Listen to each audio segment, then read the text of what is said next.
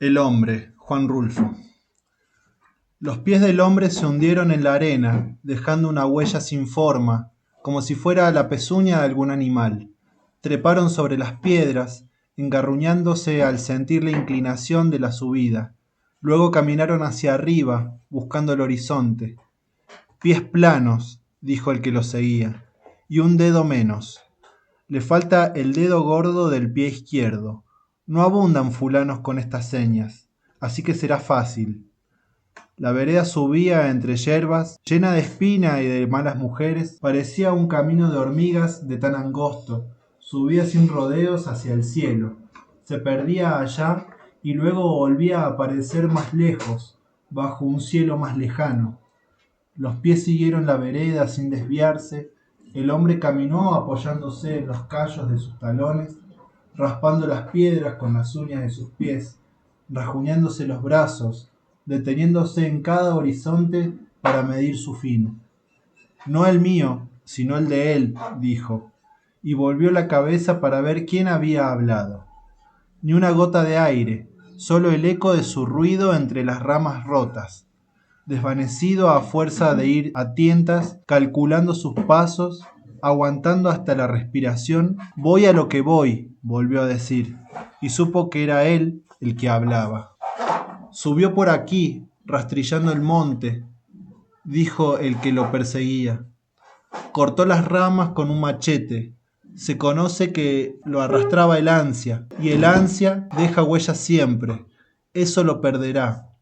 Comenzó a perder el ánimo cuando las horas se alargaron y detrás de un horizonte estaba otro y el cerro donde subía no terminaba. Sacó el machete y cortó las ramas duras como raíces y tronchó la yerba desde la raíz. Mascó un gargajo mugroso y lo arrojó en la tierra con coraje. Se chupó los dientes y volvió a escupir. El cielo estaba tranquilo allá arriba, quieto, trasluciendo sus nubes entre la silueta de los palos guajes, sin hojas. No era tiempo de hojas, era ese tiempo seco y roñoso de espinas y de espigas secas y silvestres. Golpeaba con ansias los matojos con el machete. Se amellará con este trabajito. Más te vale dejar en paz las cosas. Oyó allá atrás su propia voz. Lo señaló su propio coraje, dijo el perseguidor. Él ha dicho quién es, ahora solo falta saber dónde está. Terminaré de subir por donde subió y después bajaré por donde bajó, rastreándolo hasta cansarlo. Y donde yo me detenga, allí estará. Se arrodillará y me pedirá perdón, y yo le dejaré ir un balazo en la nuca. Eso sucederá cuando yo te encuentre. Llegó al final, solo el puro cielo cenizo, medio quemado por el nublazón de la noche. La tierra se había caído para el otro lado. Miró la casa enfrente de él, de la que salía el último humo del rescoldo. Se enterró en la tierra blanda, recién removida, tocó la puerta sin querer con el mango del machete. Un perro llegó y le lamió las rodillas. Otro más corrió a su alrededor moviendo la cola. Entonces empujó la puerta solo cerrada a la noche. El que lo perseguía dijo, hizo un buen trabajo, ni siquiera los despertó. Debió llegar a eso de la 1, cuando el sueño es más pesado, cuando comienzan los sueños, después del descansen en paz, cuando se suelta la vida en manos de la noche y cuando el cansancio del cuerpo raspa las cuerdas de la desconfianza y las rompe.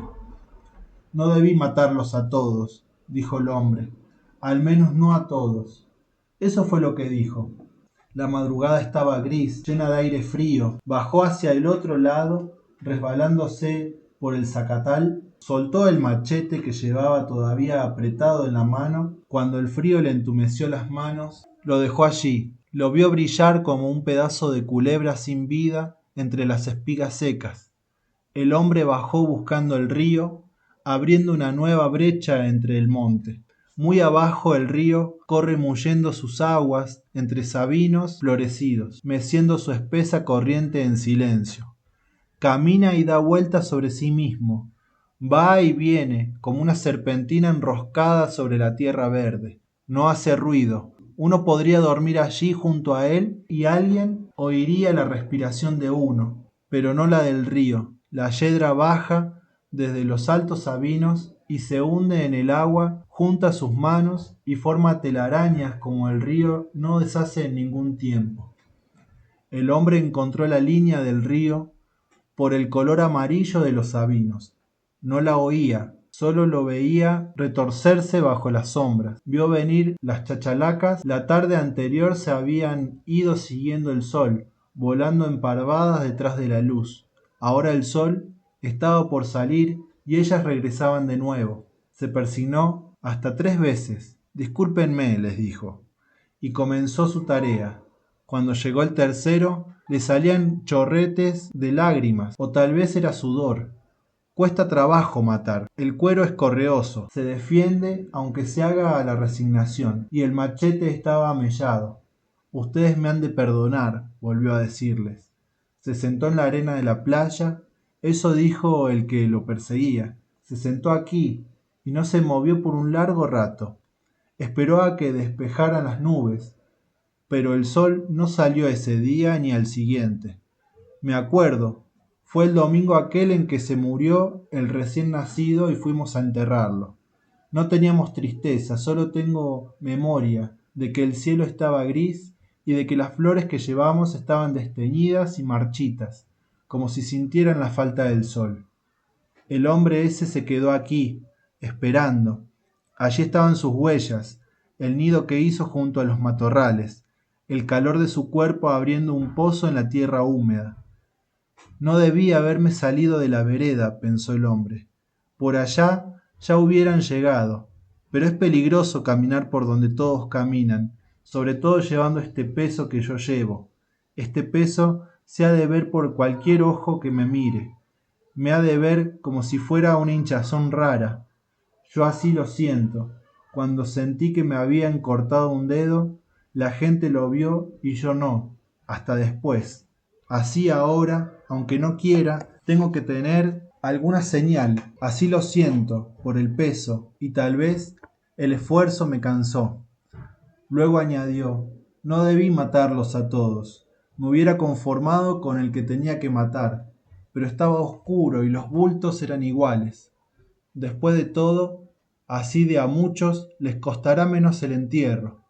Te cansarás primero que yo. Llegaré donde quieres llegar antes que tú estés allí, dijo el que iba detrás de él. Me sé de memoria tus intenciones, quién eres y de dónde eres y a dónde vas. Llegaré antes que tú llegues. Este no es el lugar, dijo el hombre al ver el río. Lo cruzaré aquí y luego más allá, y quizás salga a la misma orilla. Tengo que estar al otro lado, donde no me conocen, donde nunca he estado, y nadie sabe de mí. Luego caminaré derecho hasta llegar. De allí nadie me sacará nunca. Pasaron más parvadas de chachalacas, graznando con gritos que ensordecían. Caminaré más abajo. Aquí el río se hace un enredijo y puede devolverme a donde no quiero regresar. Nadie te hará daño nunca, hijo. Estoy aquí para protegerte. Por eso nací antes que tú, y mis huesos se endurecieron primero que los tuyos. Oía su voz, su propia voz, saliendo despacio de su boca. La sentía sonar como una cosa falsa y sin sentido. ¿Por qué habría dicho aquello? Ahora su hijo se estaría burlando de él, o tal vez no. Tal vez esté lleno de rencor conmigo por haberlo dejado solo en nuestra última hora, porque era también la mía, era únicamente la mía. Él vino por mí, no los buscaba a ustedes, simplemente era yo el final de su viaje, la cara que él soñaba ver muerta, restregada contra el lodo, pateada y pisoteada hasta la desfiguración, igual que lo que yo hice con su hermano, pero lo hice cara a cara. José Alcancía frente a él y frente a ti, y tú nomás llorabas y temblabas de miedo. Desde entonces supe quién eras y cómo vendrías a buscarme. Te esperé un mes, despierto de día y de noche, sabiendo que llegarías a rastras, escondido como una mala víbora, y llegaste tarde, y yo también llegué tarde. Llegué detrás de ti, me entretuvo el entierro del recién nacido. Ahora entiendo por qué se me marchitaron las flores en la mano. No debí matarlos a todos. Iba pensando el hombre. No valía la pena echarme ese tercio tan pesado en mi espalda. Los muertos pesan más que los vivos. Lo aplastan a uno. Debía de haberlos tentaleado, de a uno por uno, hasta dar con él. Lo hubiera conocido por el bigote, aunque estaba oscuro, hubiera sabido dónde pegarle antes que él se levantara. Después de todo, así estuvo mejor. Nadie lo llorará y yo viviré en paz. La cosa es encontrar el paso para irme de aquí antes que me agarre la noche. El hombre entró a la angostura del río por la tarde. El sol no había salido en todo el día, pero la luz se había borneado, volteado las sombras, por eso supo que era después del mediodía. Estás atrapado, dijo el que iba detrás de él, y que ahora estaba sentado en la orilla del río. Te has metido en un atolladero, primero haciendo tu fechoría y ahora yendo hacia los cajones, hacia tu propio cajón. No tiene caso que te siga hasta allá. Tendrás que regresar en cuanto te veas encañonado. Te esperaré aquí, aprovecharé el tiempo para medir la puntería, para saber dónde te voy a colocar la bala. Tengo paciencia y tú no la tienes. Así que esa es mi ventaja. Tengo mi corazón que resbala y da vueltas en su propia sangre, y el tuyo está desbarrotado, revenido y lleno de pudrición. Esa es también mi ventaja. Mañana estarás muerto, o tal vez pasado mañana, o dentro de 8 días. No importa el tiempo, tengo paciencia. El hombre vio que el río se encajonaba entre altas paredes y se detuvo. Tendré que regresar, dijo. El río de estos lugares es ancho y hondo y no tropieza con ninguna piedra. Se resbala en un cauce como de aceite espeso y sucio, y de vez en cuando se traga alguna rama en sus remolinos, sorbiéndola sin que se oiga ningún quejido. Hijo, dijo el que estaba sentado esperando, no tiene caso que te diga que el que te mató está muerto desde ahora. ¿Acaso yo ganaré algo con eso? La cosa es que yo no estuve contigo. ¿De qué sirve explicar nada? No estaba contigo, eso es todo. Ni con ella ni con él. No estaba con nadie, porque el recién nacido no me dejó ninguna señal de recuerdo. El hombre recorrió un largo tramo río arriba. En la cabeza le rebotaban burbujas de sangre. Creí que el primero iba a despertar a los demás con su estertor, por eso me di prisa. Discúlpenme la apuración, les dije. Y después sintió que el gorgoreo aquel era igual al ronquido de la gente dormida. Por eso se puso tan en calma cuando salió a la noche de afuera, al frío de aquella noche nublada. Parecía venir huyendo. Traía una porción de lodo en las ancas, que ya ni se sabía cuál era el color de sus pantalones. Lo vi desde que se zambulló en el río, apechugó el cuerpo y luego se dejó ir corriente abajo, sin manotear, como si caminara pisando en el fondo. Después resbaló la orilla y puso sus trapos a secar. Lo vi que temblaba de frío, hacía aire y estaba nublado. Me estuve asomando desde el boquete de la cerca donde me tenía el patrón al encargo de sus borregos. Volvía y miraba a aquel hombre sin que él se maliciera que alguien lo estaba espiando. Se apalancó en sus brazos y se estuvo estirando y aflojando su humanidad, dejando orear el cuerpo para que se secara. Luego se encajetó la camisa y los pantalones agujereados. Vi que no traía machete ni ningún arma, solo la pura funda que le colgaba de la cintura, huérfana. Miró y remiró para todos lados y se fue. Y ya iba yo a enderezarme para arriar mis borregos cuando lo vi volver con la misma traza de desorientado. Se metió otra vez en el río, en el brazo de en medio, de regreso. ¿Qué traerá este hombre?, me pregunté. Y nada. Se echó de vuelta al río y la corriente se soltó, zangoloteándolo como un reguielete, y hasta por poco y se ahoga. Dio muchos manotazos y por fin no pudo pasar, y salió allá abajo, echando buches de agua hasta desentriparse. Volvió a hacer la operación de secarse en pelota y luego arrendó río arriba por el rumbo de donde había venido. Que me lo dieran ahorita, de saber lo que me había hecho lo hubiera apachurrado a pedradas, y ni siquiera me entraría el remordimiento. Ya lo decía yo, que era un juilón, con solo verle la cara, pero no soy adivino, señor licenciado, solo soy cuidador de borregos, y hasta, si usted quiere, algo miedoso cuando da la ocasión, aunque como usted dice, lo pude muy bien agarrar desprevenido, y una pedrada bien dada en la cabeza lo hubiera dejado allí tieso. Usted ni quien se lo quite que tiene la razón.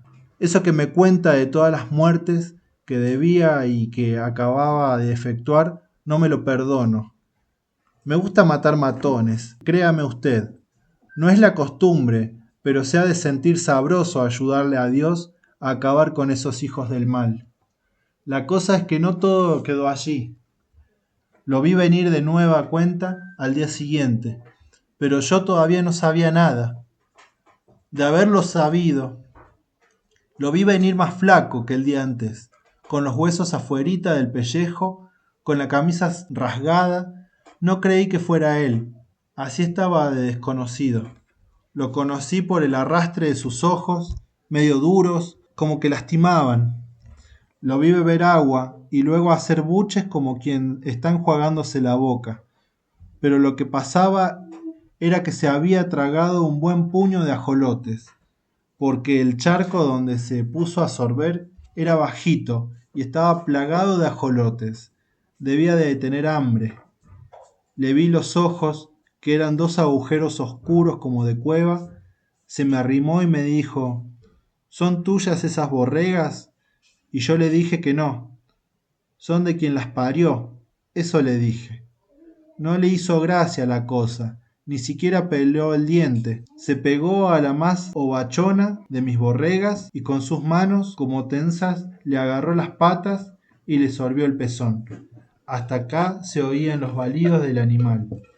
Pero él no la soltaba. Seguía chupe y chupe, hasta que se hastió de mamar, con decirle que tuve que echarle criolina en las ubres para que se le desinflamaran y no se le fueran a infestar los mordiscos que el hombre le había dado. ¿Dice usted que mató a todita la familia de los Urquidi? De haberlo sabido, lo atajo a puros leñazos. Pero uno es ignorante. Uno vive remontado en el cerro, sin más trato que los borregos, y los borregos no saben de chismes. Y al otro día se volvió a aparecer. Al llegar yo, llegó él, y hasta entramos en amistad. Me contó que no era de aquí, que era de un lugar muy lejos, pero que no podía andar ya porque le fallaban las piernas. Caminó y no andó nada. Se me doblan las piernas de la debilidad, y mi tierra está lejos, más allá de aquellos cerros. Me contó que se había pasado 2 días sin comer más que puros yerbajos. Eso me dijo. ¿Dice usted que ni piedad le entró cuando mató a los familiares de los Urquidi? De haberlo sabido se habría quedado en juicio y con la boca abierta mientras estaba bebiendo la leche de mis borregas. Pero no parecía malo. Me contaba de su mujer y de sus chamacos y de lo lejos que estaban de él. Se sorbía los mocos al acordarse de ellos y estaba reflaco, como trasijado. Todavía ayer se comió un pedazo de animal que se había muerto del relámpago. Parte amaneció comida de seguro por las hormigas arrieras y la parte que quedó él la tatemó en las brasas que yo prendía para calentarme las tortillas y le dio fin. Ruñó los huesos hasta dejar los pelones. El animalito murió de enfermedad, le dije yo, pero como si ni me oyera, se lo tragó enterito. Tenía hambre, pero dice usted que acabó con la vida de esa gente. De haberlo sabido, lo que es ser ignorante y confiado. Yo no soy más que borreguero, y de ahí en más no sé nada. Con decirle que se comía mis mismas tortillas y que la embarraba en mi mismo plato. De modo que ahora que vengo a decirle lo que sé, ¿yo salgo encubridor? Pues ahora sí, y dice usted que me va a meter en la cárcel por esconder a ese individuo, ni que yo fuera el que mató a la familia esa. Yo solo vengo a decirle que allí, en un charco del río, está un difunto, y usted Me alega que desde cuándo y cómo es y de qué modo es ese difunto. Y ahora que yo se lo digo, salgo encubridor. Pues ahora sí, créame usted, señor licenciado, que de haber sabido quién era aquel hombre, no me hubiera faltado el modo de hacerlo perdedizo. Pero yo que sabía, yo no soy adivino. Él solo me pedía comer y me platicaba de sus muchachos, chorreando lágrimas. Y ahora se ha muerto. Yo creí que había puesto a secar sus trapos entre las piedras del río, pero era él, enterito, el que estaba allí boca abajo, con la cara metida en el agua. Primero creí que se había doblado al empinarse sobre el río y no había podido ya enderezar la cabeza, y que luego se había puesto a resollar agua hasta que le vi la sangre coagulada que le salía por la boca y la nuca, repleta de agujeros como si lo hubieran taladrado. Yo no voy a averiguar eso, solo vengo a decirle lo que pasó, sin quitar ni poner nada. Soy borreguero y no sé de otras cosas.